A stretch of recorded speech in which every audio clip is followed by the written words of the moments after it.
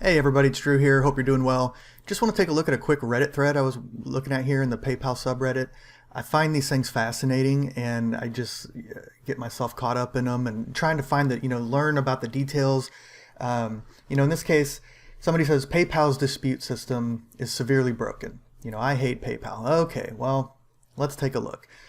Whether it's PayPal or Stripe or Square or any payment processor, when I see this type of stuff, I want to take a look and just kind of see, do I agree with their position, or is there something, is there something for me to learn from this, or is there just something that didn't quite go as they're going to teach, or they're going to explain?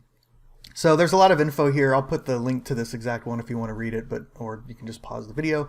But quickly, he's basically selling some Bitcoin. And he sold some Bitcoin off a third-party channel called Paxful, which I had never heard of until I saw this thread, but we'll take a look at that here in a minute. He sold it on December 25th, sent the Bitcoin to the person's wallet, and then they filed a dispute on the transaction, saying that they never received it. Not only that they didn't receive it, but that they were expecting a battery charger for like a laptop or something. So they're lying about what they were even supposed to get, and they're saying they didn't receive it.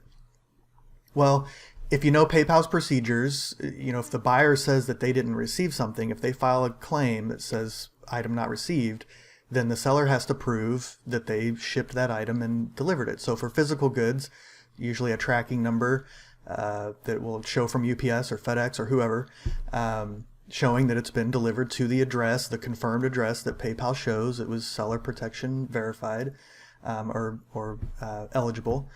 And, as long as you follow those procedures and everything's good, you can show that proof, boom, you're golden. But, so right away I can kind of see where this is going. Is this person bought the Bitcoin, they received the Bitcoin, and now they're just saying, hey, give me a tracking number. Well, it's not a physical item, so it's a lot harder with digital goods. And PayPal will honor their seller protection with digital goods, but you've got to have proof, that you shipped that, and I'll get into some of that here. So they explained, they got some pictures here of the order on Paxful. They're saying this is what they provided PayPal. When the dispute happened, they provided these pictures of the order, which is just showing that it's sold, and they've got their little message over here, and he's saying, hey, I sent it goods and services, which we'll get into that too. That's part of the gig here. Knowing that they're paid with goods and services, they can always file a dispute. If it's paid with friends and family, you can't. I'll talk more about that later, because you wouldn't want to do that either in a case like this.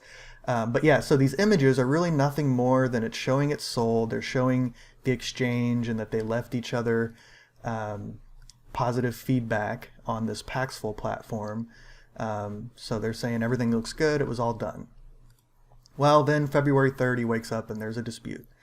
So they're trying to hold the money. That's where he sees it's for a battery charger. So I try to keep calm, so I submitted all the screenshots above and told them this was a stupid case that needs to be dropped because I sold them Bitcoin, not a charger. And, he's expecting these pictures to prove that.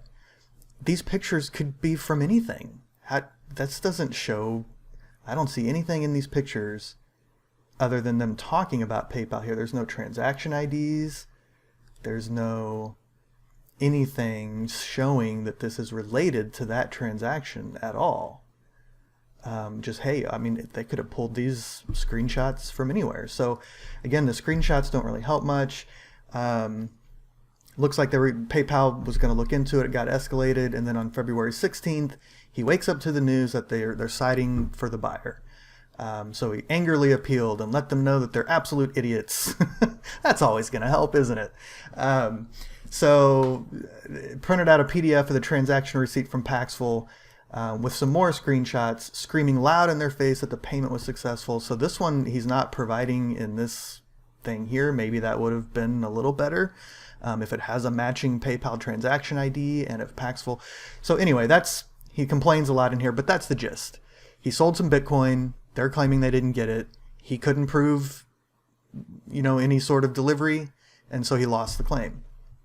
And so my first response here, first of all, again, because this is the first time I've been introduced to Paxful, why are you wanting to sell through Paxful instead of the regular standard exchanges? I was kind of thinking maybe he was offering more, and that would have been a red flag for some kind of fraud too. But as I looked into Paxful, it actually looks like it's kind of the other way. We'll get to that in a minute. But then I was trying to be respectful here. Hey, this is frustrating. And again, I want to learn and I want to try to teach at the same time. So I went through and, first and foremost is the transaction covered by seller protection. Anytime you ever receive a PayPal payment, it's going to show you a big green bold or like a green banner with bold letters showing you seller protection, and it'll say eligible or ineligible. If it's eligible, then you're good as long as you follow all the procedures. And so the first thing I asked was about that. Now we'll go through his replies to this. He never answered that question, of course. I'm guessing it was ineligible. So I told him here, if not, then you should just refund that right away and don't even mess with it because it's not covered. You're not going to, even if you follow procedures, it's not eligible. So aside from that, let's assume that it was eligible. Then let's forget about the fact that it was crypto and just nothing more than a digital good, or PayPal calls this an intangible item. So here's a link to the PayPal seller protection documentation that I provided here. And when you get into this, it breaks down exactly what are the requirements for seller protection, and it has a little section here too for intangible goods. And so I broke all this down and explained it here. You have to meet integration requirements, and we'll get into that. You have to pay the standard fees. So that's kind of where the goods and services versus friends and family comes into play. They have to deliver the item with some sort of, again, proof of delivery. And then this last one here, actually, I think PayPal needs to remove this because it's under the intangible goods section, but it talks about signature confirmation when the amount is more, like when you are shipping something that's expensive, you have to have signature confirmation. So they have to sign for it when they receive it, which further proves they actually got it. Again, with digital goods, that doesn't make sense. And I feel like they probably should remove this. It does kind of clarify that, or I guess you could say even contradict that in this other documentation. But I laid this out, so then we're going to get into this. So then per the user agreement, it gets into more details about what that integration requirement is. So you have to meet this integration. Well, what does that mean? Well, basically, it's been integrated with PayPal Checkout. It has to be the current version of that product. So the latest version of PayPal right now is what they're calling PayPal Complete Payments. That would be the latest version. I don't know if what are they called again? Paxful. Are they using PayPal? I don't think they are. We'll get back to this. The way it was explained, they just basically send payments to each other, so it's not really integrated at all. So then passing information, accessing information at checkout if you're integrated. Did they do that? If they paid through Paxful, other integration requirements may apply, depending on the platform. So again, that's all on Paxful when you're using a third party like that. And that's what I was asking here. Did they follow those things? So assuming they did follow all of those things, now we're on to proof of delivery. And that's where, again, for intangible goods, proof of shipment or delivery means compelling evidence to show the item was delivered or the purchase was fulfilled. Compelling evidence could include a system of record showing the date the item was sent and that it was either electronically sent to the recipient, including their address, so email, IP, etc.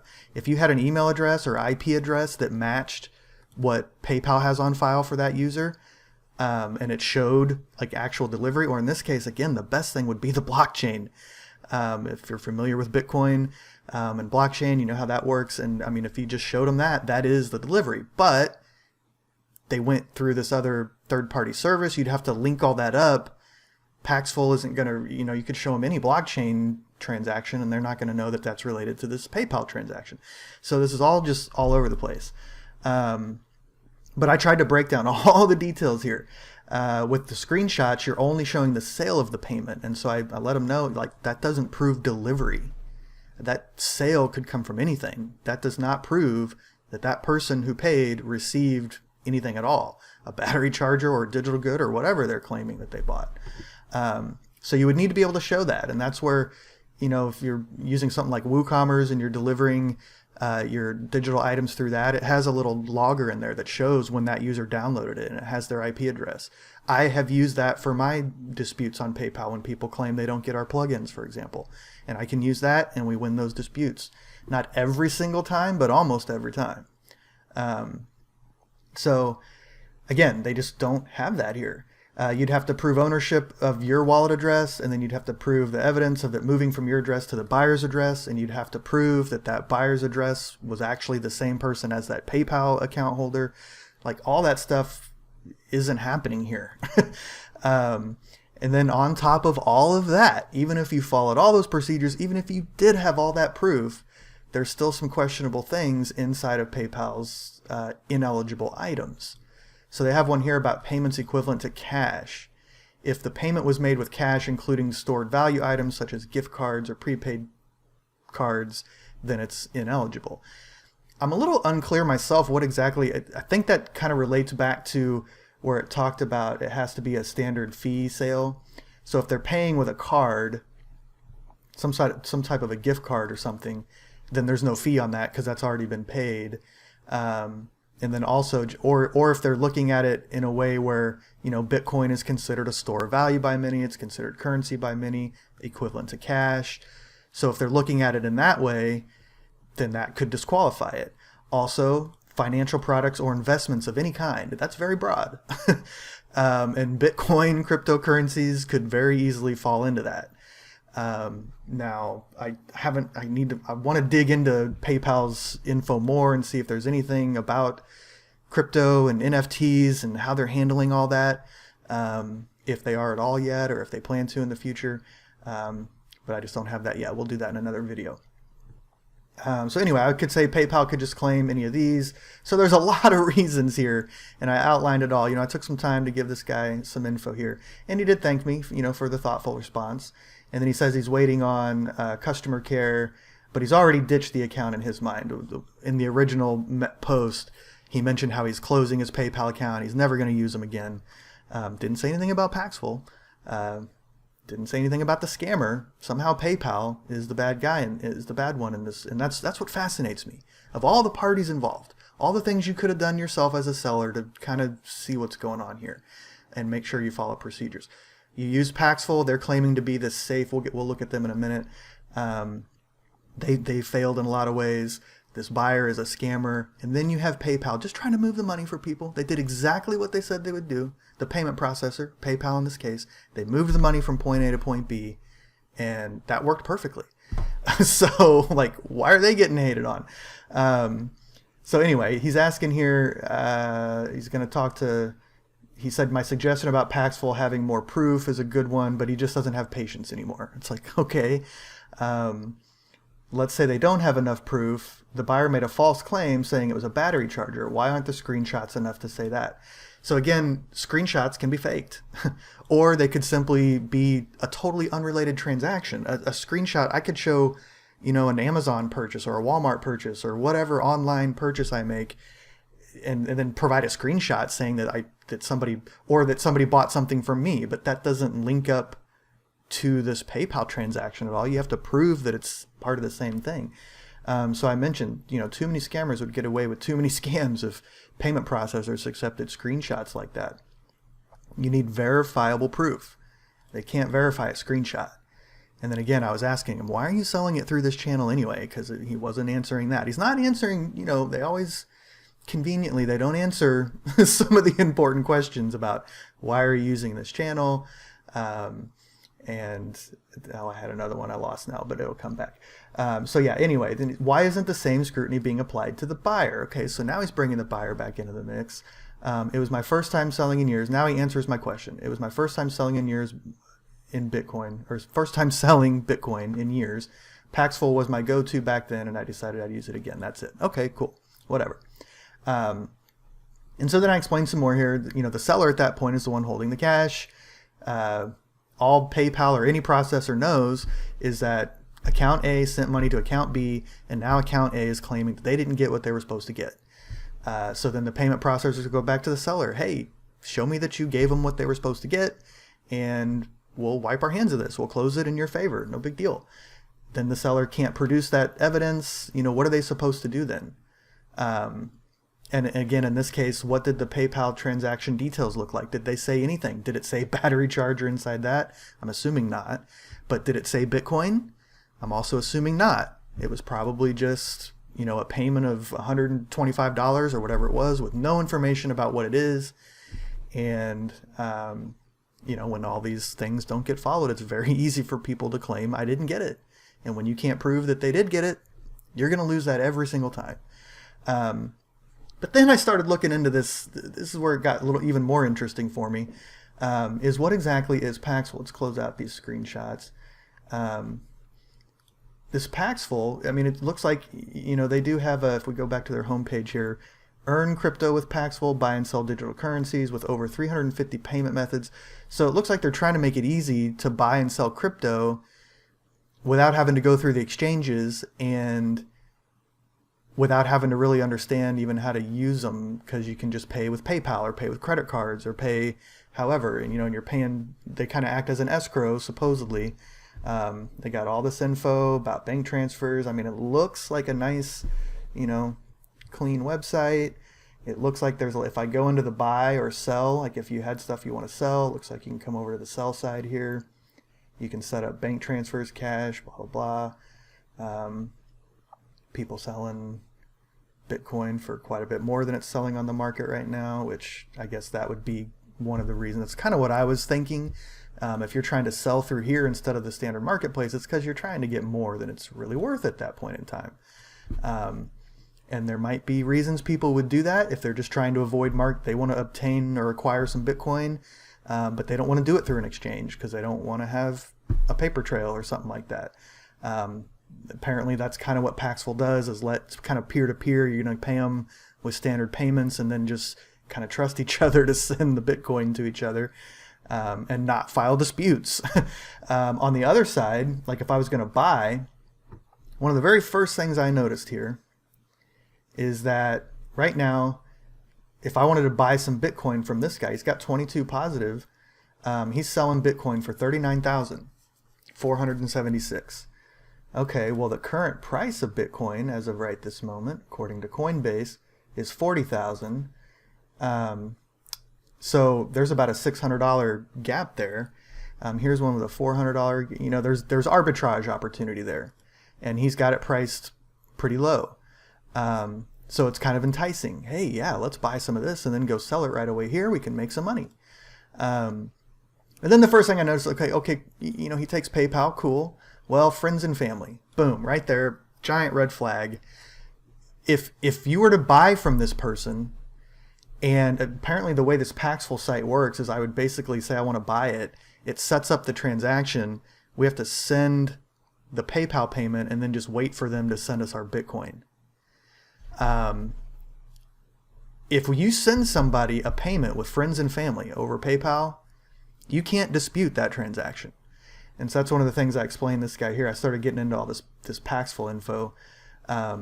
And I talked about, like, if he would have had the person pay him friends and family instead of goods and services, like those screenshots were showing, then that person would not have been able to dispute the transaction.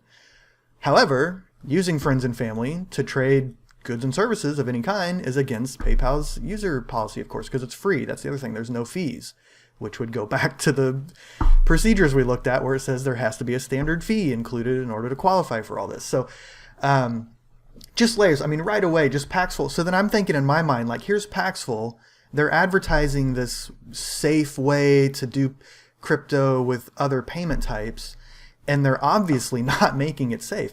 I would almost guarantee you, if we tried to buy some of this from this person, they wouldn't send it because they don't have to. They're probably using phished PayPal accounts. They get the payment with friends and family. They move it around. It can't be disputed. You wouldn't receive your Bitcoin. That's the reason they're advertising it cheap too. They probably sold just enough at regular rates or whatever, and small amounts just to build up some feedback, and then they put it on here and they get a big buyer that wants to try and arbitrage this thing, and they just don't send them the Bitcoin. And then the person says PayPal sucks. Like, really?